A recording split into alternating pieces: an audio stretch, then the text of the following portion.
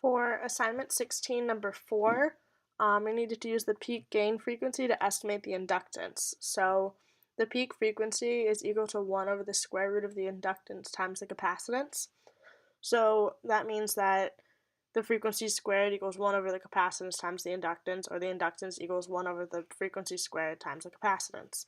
So we can see from our graph that the peak frequency, or the peak gain frequency, is 6,000.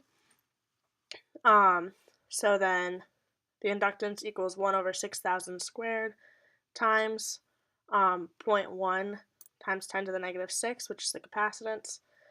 And so then the inductance is equal to 0.2778 Henry.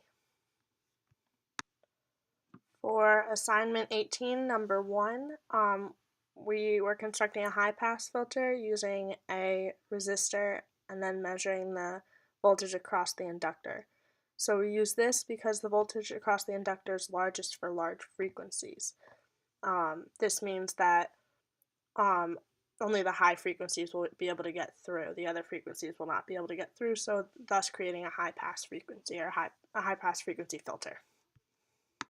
So for assignment 18, number 2, the equation we want is this first one, which is the absolute value of the output voltage equals the frequency times the inductance over the square root of the resistance squared plus the frequency squared plus times the inductance squared, that entire fraction times the magnitude of the input voltage.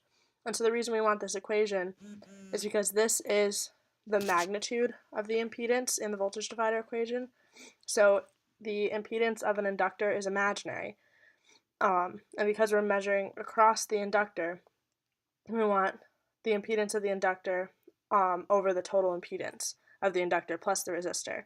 And to add those together, you want, when you've got an imaginary and a real, you do this square root of the square of both of them, or you find the resultant vector.